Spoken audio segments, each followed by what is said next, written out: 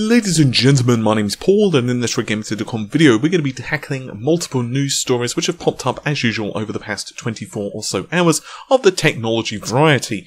The predominant focus of this video will be a plethora of RX Vega information, including, but not limited to, 3D Mark Firestrike benchmarks for the Gaming Edition card, some information on the drivers, and also some leak/insider information on possibly the market target of RX Vega.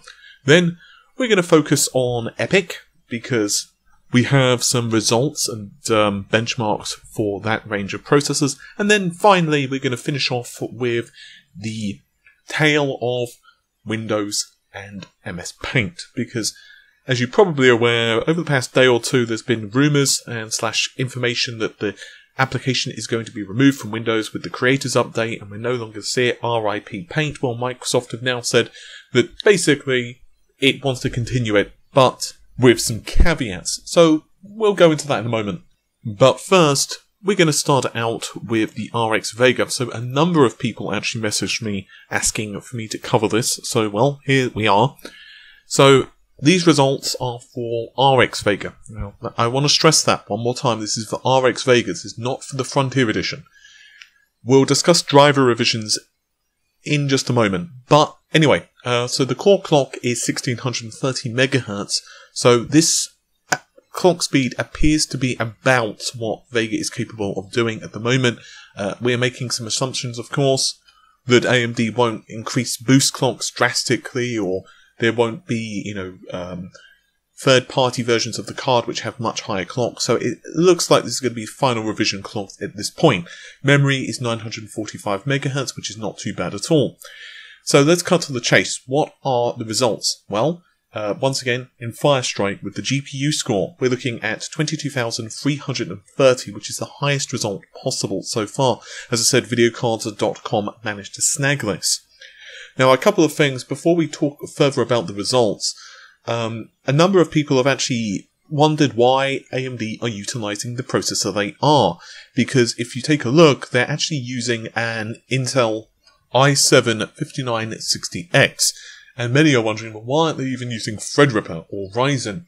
If I had to take a guess, it's a very similar reason why they're not using, let's say, even Skylake X or anything like that. It's probably because they have done a series of tests with that processor, with that platform, with that memory configuration, and they basically know how it should function. So it's probably constants and variables. Basically, if you keep testing something with different platforms, different clock speeds, different memory configurations, different operating systems, blah, blah, blah, blah, blah, you don't have any constants. So you don't know what you're tweaking on the driver side to improve performance, because you don't have a constant that is the platform. So that's my guess. Obviously, I don't know. It could just be that that was a system that was handy at the time and the person didn't want to walk those extra several feet. Now, here's where things get a bit interesting. The result was actually by a user called the Game Technician. And this individual is not just some random person who managed to get hold of the card.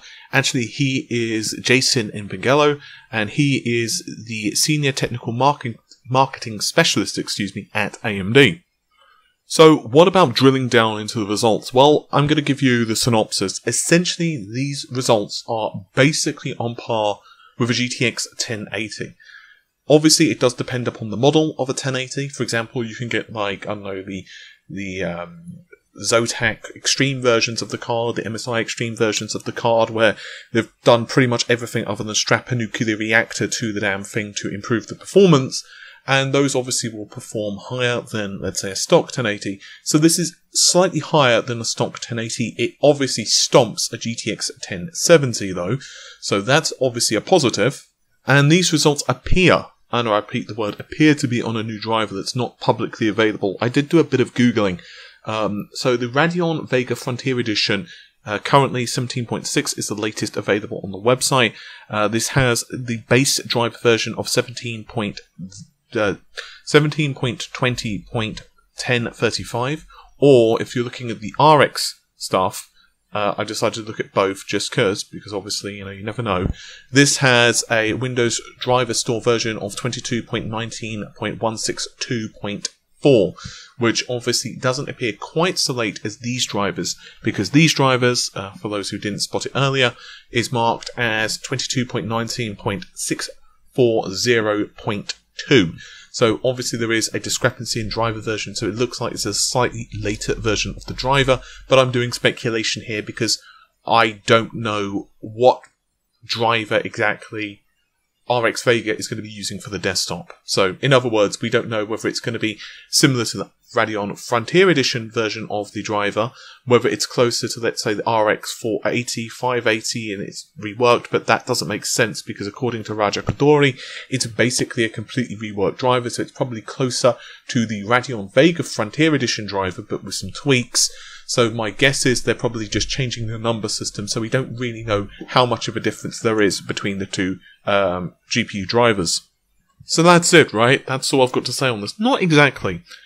A well-known Twitter account by the name of bitsandchips.it, this is the English account, he has actually been pretty bang on the money with AMD rumours and leaks, including the fact that Threadripper was a thing, the fact that it was going to be cheap, and the fact that, well, Ryzen was going to also be cheap.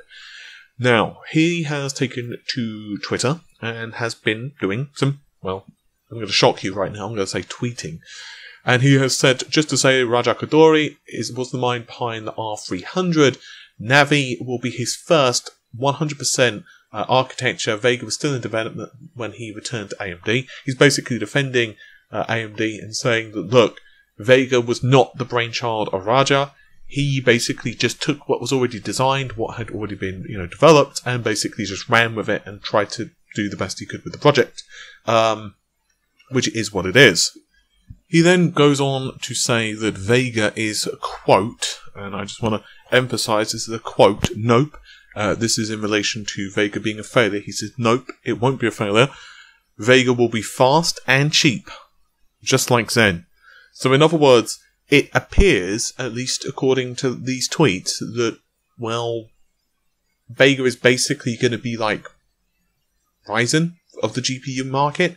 So in theory, at least, it's going to be pretty much even with the competitor. Obviously, in the competitor's case with CPUs, it was Intel. The competitor in this case is GPUs, which would be Nvidia. Well, it's probably going to be cheaper than the GTX 1080. How much cheaper is really down to debate. I mean, we've discussed quite at length of the whole RX Vega on tour thing, where AMD has been quoted in saying that an Nvidia system is $300 more expensive than an equivalent AMD system, but they're bringing the FreeSync monitor into the equation, which really muddies the water. So how much of a difference, I don't know, but it does look like, at least according to this individual on Bits and Chips, that once again there seems to be further confirmation that Vega is going to be cheaper. So what do you all think? I honestly am really confused at the performance of Vega right now, and I think we're only going to really know the pricing and performance when finally the damn thing is unveiled or launched. And I do hope that when Vega does become unveiled at SIGGRAPH, we actually have benchmarks. It's not just going to be like, yeah, here we go, here's the card, done. I'm hoping they're going to actually compare it against the GTX 1080. There are two theories going around. One is that 1080 is faster than Vega, and that's why AMD are being more coy about it. They're not feeling very boastful about the architecture. The second theory is that they are basically waiting to optimize the drivers as much as possible so they can impress upon people as much of the difference as they can between the price of the 1080 and Vega. So, just for example, let's say that you get 64 frames a second with the 1080, whereas with Vega you get 70 frames a second, but just for the sake of this video, let's say it's $150 cheaper. Obviously, it might not be, it might be $10 cheaper, but let's just say $150. That would be very disruptive, and those are the marketing slogan of choice for AMD. Anything disruptive. Disruptive to the GPU market, disruptive to the CPU market. I'm not saying this is the case, I'm just saying that would be one way to look at it if you wanted to interpret, AMD's actions, but I'm still a bit cautious. Ultimately, I'll leave it to you to decide, because I'm going to throw in a straw poll result on the bottom of this very video in the description. So let me know your thoughts. How do you think Vega is going to fare against Nvidia and against your expectations? Now we're going to discuss an article on servethehome.com where they've grabbed an AMD Epyc processor and have basically been putting it through its paces. I would highly encourage you to check out the article. As I said, I'll link it in the video description, but I'll give you the too long didn't read. In a nutshell, I would highly advise folks to grab the 2666 RAM modules with this particular processor. It seems to respond very well with faster memory modules. The performance results go up considerably. The other thing, and perhaps the most impressive for me, was the Linux kernel 4.4.2 compile times. Basically, the results with the initial firmware were noticeably about half as fast as the same processor, but with the later firmware. So in other words, the firmware has drastically improved the performance, as has RAM. But once again, I would highly encourage you to check it out if this is your type of thing.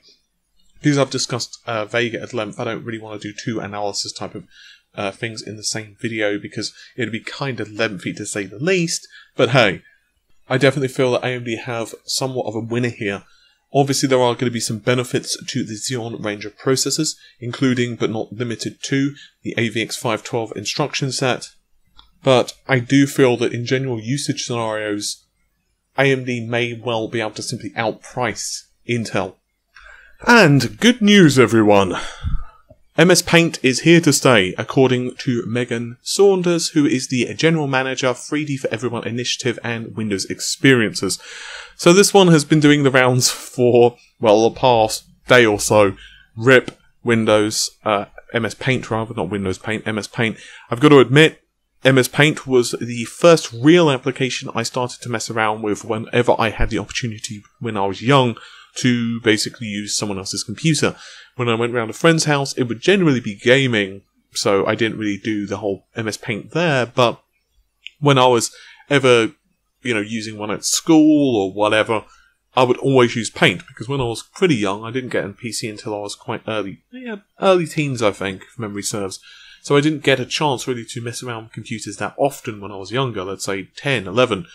So MS Paint was kind of a novelty, so it was really awesome to be able to just kind of start drawing stick figures or whatever.